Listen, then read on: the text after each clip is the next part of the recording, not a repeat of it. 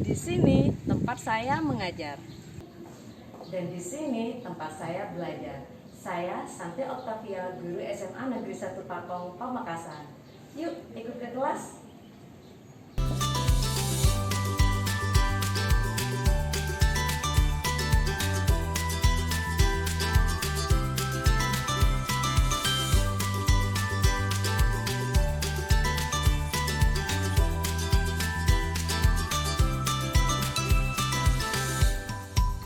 Assalamualaikum warahmatullahi wabarakatuh. Saya Santi Octavia, saat ini mengajar di SMA Negeri 1 Pakong, Pamekasan. Saya merupakan mahasiswa PPG Daljab kategori 1 Angkatan 2 tahun 2023 di Universitas Negeri Surabaya. Hari ini tanggal 4 Desember tahun 2023 saya akan mengambil video pembelajaran untuk kebutuhan uji kinerja atau UKIN materi respirasi anaerob. Selamat menyaksikan. Wassalamualaikum warahmatullahi wabarakatuh.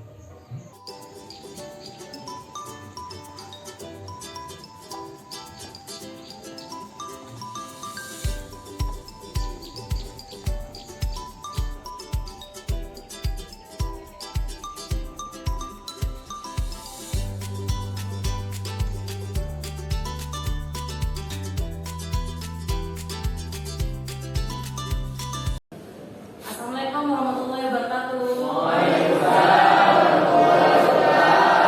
Bagaimana kabar kalian semua? Alhamdulillah. Sebelum memulai pelajaran, kita doa terlebih dahulu ya. Ketua kelas silakan dipimpin doa. Sebelum kita memulai pelajaran ini, marilah kita berdoa terlebih dahulu. Berdoa mulai.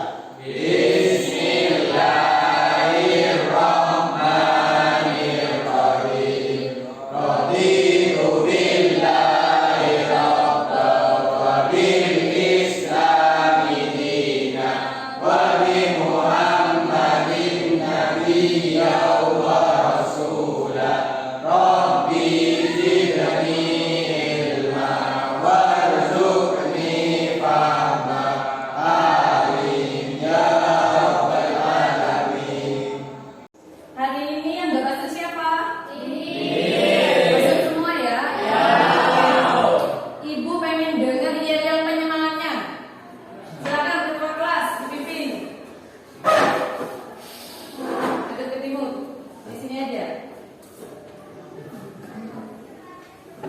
Mana semangatmu? Ini semangatku. 12 ke 1.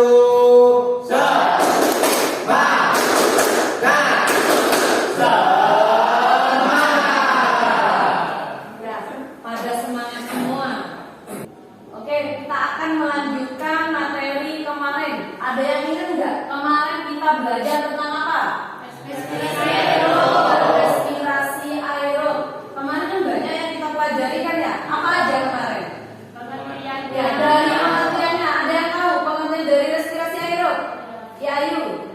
Respirasi yang memerlukan oksigen. Respirasi yang memerlukan oksigen, ya, betul. Kemudian apa lagi? Ada tahapannya. Kemarin tahapan untuk respirasi aerob itu ada 4. Ada yang ingat? Ya. Glikolisis, dekarboksilasi oksidatif, dan siklus Krebs dan lain-lain. Ya, ada 4: glikolisis, dekarboksilasi oksidatif, siklus Krebs, sama transfer elektron. Kemudian ada apa lagi? Hasil. Siapa yang bisa? Saya Bu. Ya, boleh, silakan untuk hasilnya. Hasilnya yaitu CO, air, dan energi. CO, air, dan energi. Kemudian ada apa lagi? Reaksinya. Ada reaksi. Ada yang bisa untuk reaksinya? Saya Bu. Ya. C6H12O6 plus oksigen menghasilkan 6CO2, 6H2O plus 38 ATP. Oke, betul. Berarti kalian masih ingat ya tentang materi kemarin. Sekarang kita akan belajar respirasi anaerob. Kemarin kan sudah respirasi aerob ya. Sekarang kita akan lanjut respirasi anaerob. Kalian sebelumnya mengamati video berikut. Silakan diamati dulu. Di video kali ini saya akan membuat tape singkong. Cara pembuatan tape singkong yang beneran berhasil. Pertama kita kupas dulu kulit ari singkongnya, kemudian kita cuci bersih singkongnya sampai permukaannya kesat. Panaskan kukusan hingga mendidih, lalu masukkan singkong yang sudah dicuci bersih tadi. Ini ditata rapi supaya matangnya itu merata. Ini kita masak semua. Jangan menunggu sampai matang ya, jadi jangan masak sampai dia pecah, cukup setengah matang aja. Jika sudah setengah matang, pindahkan ke dalam wadah untuk didinginkan. Selanjutnya adalah proses untuk memberikan ragi. Lalu kita tabur tipis di permukaannya itu dengan ragi yang sudah kita tumbuk tadi. Dan kita susun singkongnya. Ini karena benar-benar harus steril, jadi tangan saya juga saya bungkus dengan plastik agar dia tetap steril dan menghasilkan tape yang berhasil ya teman-teman. Nah setelah itu, setelah semua kita berikan ragi, lalu ini kita tutup daun pisangnya, lalu kita berikan pemberat supaya dia nggak terbuka, dan di bagian atasnya lagi saya berikan serbet, dan kita tutup lagi pancinya. Simpan di tempat yang aman, jangan sampai dibuka-buka. Jadi kita pastikan meletakkannya di tempat yang aman dari jangkauan anak-anak terutama ya. Nah ini setelah didiamkan 2 hari 2 malam, tapenya udah berhasil, dia matang sempurna. Selamat mencoba dan semoga video ini bermanfaat. Nah, dari tayangan video tadi, apa yang kalian ketahui? Tape ya? Di situ tadi ada tahapan-tahapan untuk pembuatan tape. Ada yang bisa bantu Ibu tahapannya apa saja? Ya, silakan. Singkong kupas, dibersihkan, kemudian dikukus setengah matang, kemudian masukkan ke wadah dan ditaburi ragi. Ditutup rapat-rapat, setelah 2 hari kemudian dibuka. Ya. Kemudian dari tahapan tadi ada proses pemberian ragi. Betul ya? Ya. Apa tujuan dari pemberian ragi? Ada yang bisa? Ya. Ya, silakan. Untuk proses fermentasi. Untuk proses fermentasi. Yang ketiga, tadi kan dalam pembuatan tape biasanya kalian kalau makan tape rasanya gimana? Manis. Manis. Padahal dalam pembuatan tape itu tidak diberi gula. Ya, itu kenapa? Ada yang bisa? Karena dicampuri ragi. Pada tahapan terakhir, kalian tadi kan lihat ya, pada pembuatan tape itu wadahnya ditutup rapat-rapat. Ya. Kenapa dalam tahapan tersebut ditutup? Tapenya tidak akan jadi. Ada yang tahu kenapa? Nah, ini yang akan kita pelajari dalam materi kali ini. Kenapa kalau udara masuk itu tidak akan terjadi yang namanya fermentasi. Tujuan pembelajaran kita kali ini yang pertama, menjelaskan pengaruh konsentrasi larutan ragi pada proses fermentasi. Yang kedua, mampu menyusun laporan hasil percobaan fermentasi sehingga kita manfaat dari pembelajaran kita kali ini. Yang pertama, kita bisa mengetahui proses fermentasi itu seperti apa sih? Ya.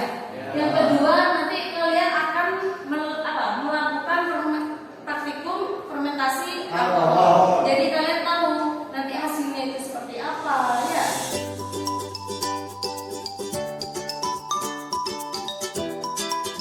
Di sini kita memiliki alat dan bahan untuk praktikum kita kali ini, yaitu ada botol plastik, kemudian ada sarung tangan. Ini untuk kalian biar steril ya nanti ya. Kemudian ada gelas plastik, kemudian ada gula, ada ragi, kemudian ada 3 balon, kemudian ada ini sendok. Sendok ini untuk kalian takar. Gulanya nanti ada berapa sendok, kemudian ada. Sekarang kalian duduk dalam kelompok masing-masing. Untuk pembagian kelompok kemarin udah Ibu bagi ya. Untuk kelompok 1 silakan duduk di sini. Kelompok 2 tengah, kelompok 3 silakan. Silakan kalian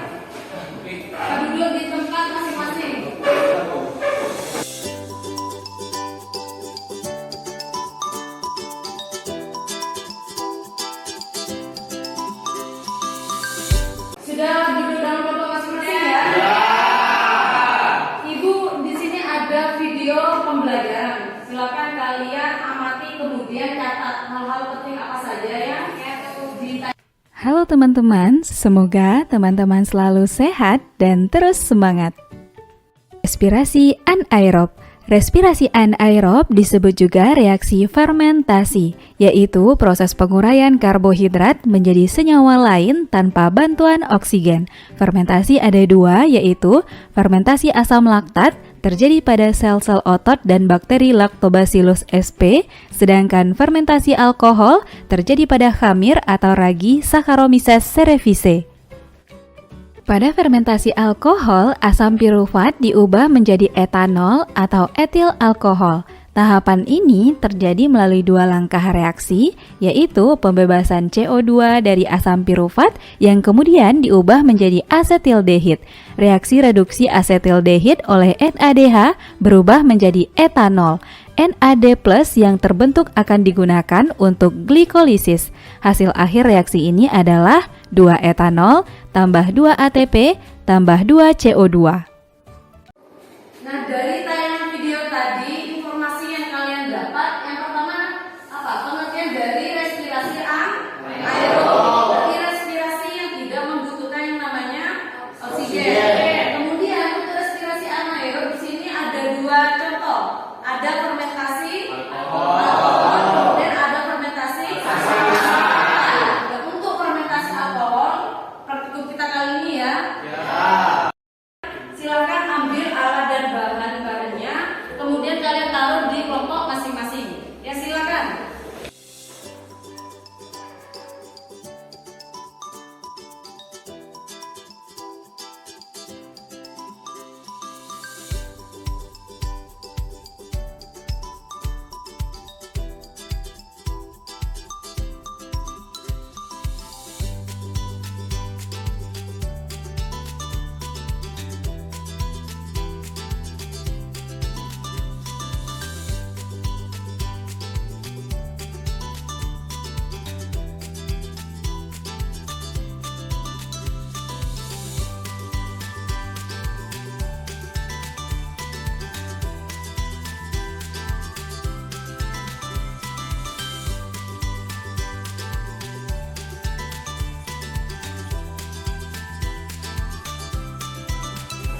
Sudah diterima semua ya alat dan bahannya ya. Ini LKPD-nya untuk satu kelompok satu-satu. Ya, dengarkan ibu dulu. Untuk LKPD nanti kalian di situ ada langkah kerjanya. Tolong diamati. Kalian pahami dulu langkah kerjanya itu dari langkah pertama sampai terakhir. Di situ kalian catat apa aja yang akan diamati. Waktu pelaksanaan praktikum kurang lebih 30 menit ya. Nanti kalian silakan amati indikator yang muncul dan catat hasilnya di menit pertama, di menit ke-15 dan di menit ke-30. Indikator apa aja nanti yang muncul. Kalau kalian sudah siap semua, silakan praktikumnya dimulai. Untuk air hangatnya silakan ambil di depan.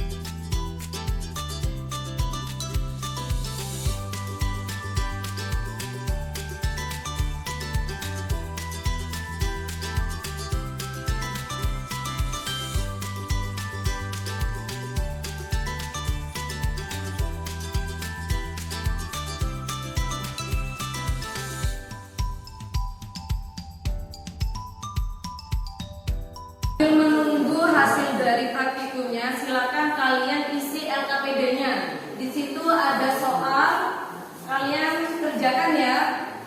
Yang nggak paham nanti tanya ke ibu. Bu, mau nanya. Ya.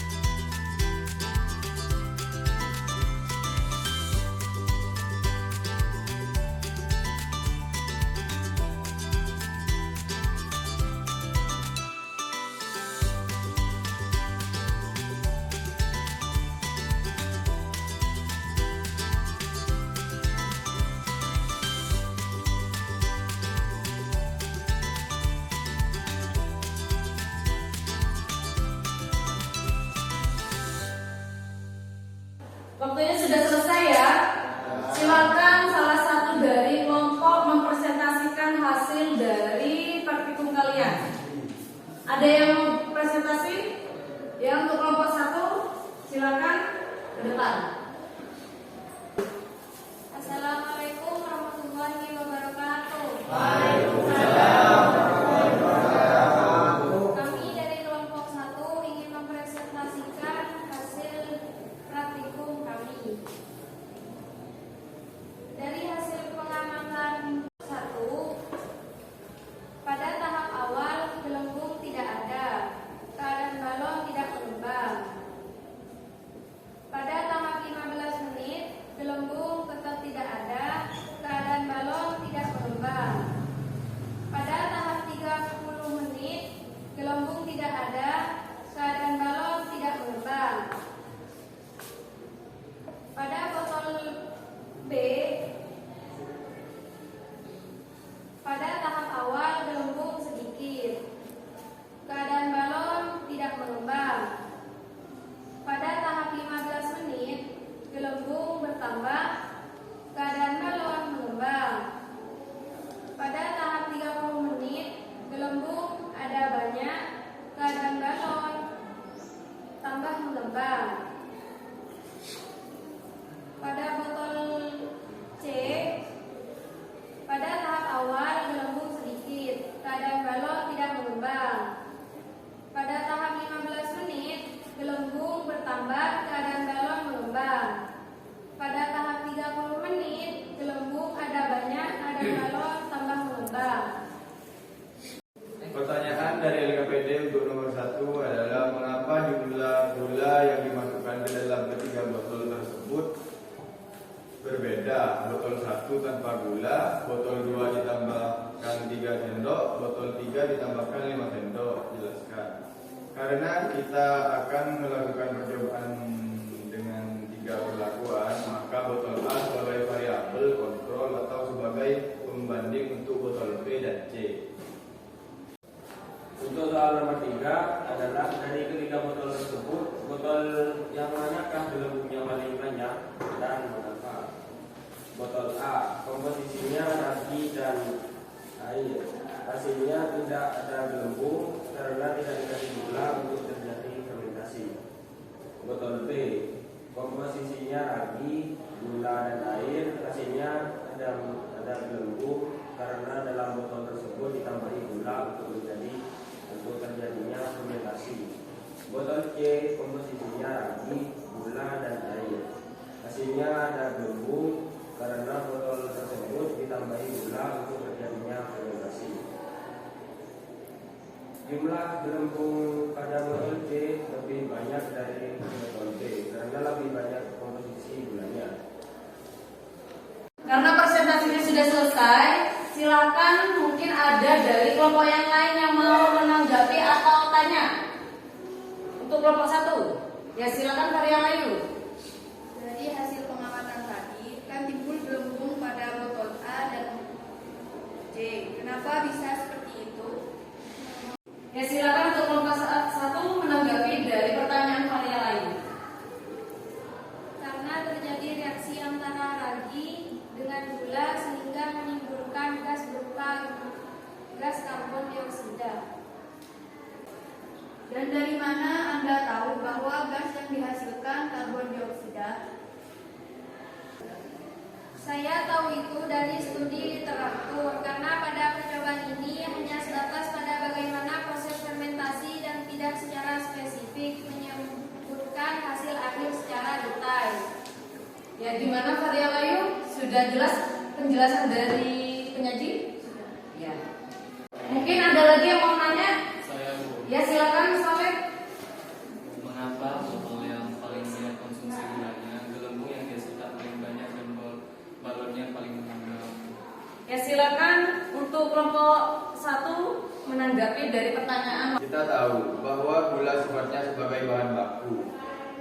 Dengan bahan baku uang lebih banyak, secara otomatis gas yang dihasilkan juga lebih banyak. Makanya gelembung yang dihasilkan lebih banyak dan balon pada botol C mengembangnya paling besar. Gimana Mas Walid?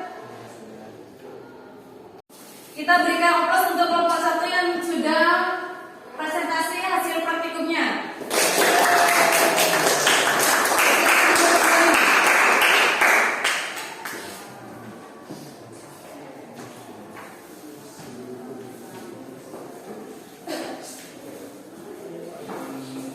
Dari presentasi tadi, ada yang bisa menyimpulkan hasil dari praktikum?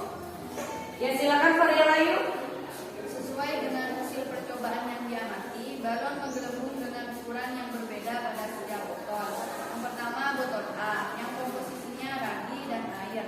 Hasilnya, balon tidak menggelembung karena tidak diberikan penambahan gula, sehingga tidak terjadi proses fermentasi.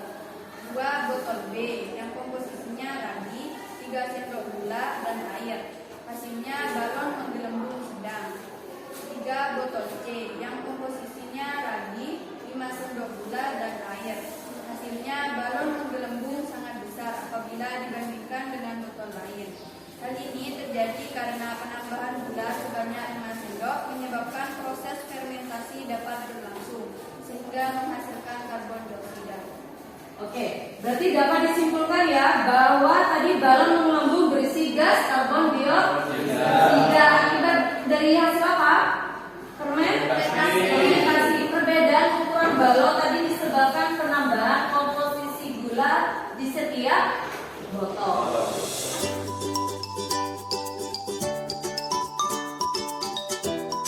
Dari kegiatan pembelajaran kita hari ini, ada yang mau ditanyakan? Mungkin dari teman kalian ada yang bisa menyimpulkan dari kegiatan awal sampai selesai praktikum? Ya, silakan, Walid. Praktikum hari ini menggunakan prinsip fermentasi alkohol. Fermentasi alkohol adalah pengubahan seni glukosa yang ada dan berubah menjadi senyawa etanol dengan CO2 dengan bantuan Saccharomyces yang ada pada daging. CO2 yang dihasilkan bersifat ringan dan nantinya akan memenuhi ruangan pada balon dan menyebabkan balon mengembang.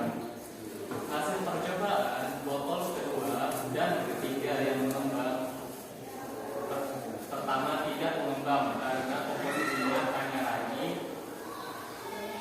dan tidak terjadi fermentasi karena di botol 1 tidak dimasukkan gula, sedangkan botol kedua dan ketiga dimasukkan gula 3 sendok dan 5 sendok. Sudah. Ya. Oke, beri aplaus.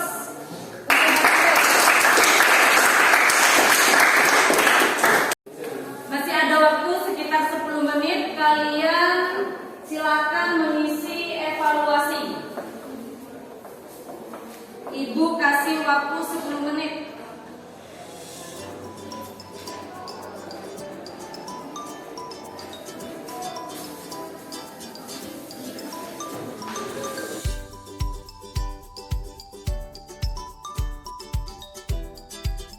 hasil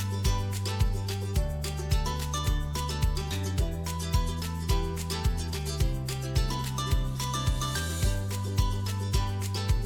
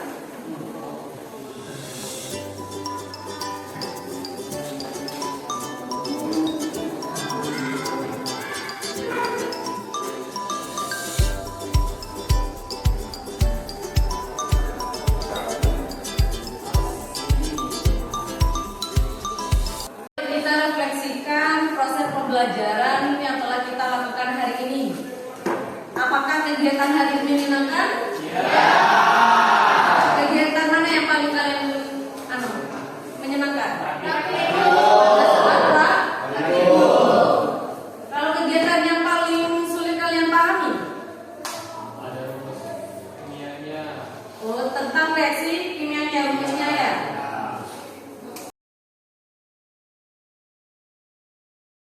Untuk pertemuan berikutnya kalian pelajari materi genetika ya.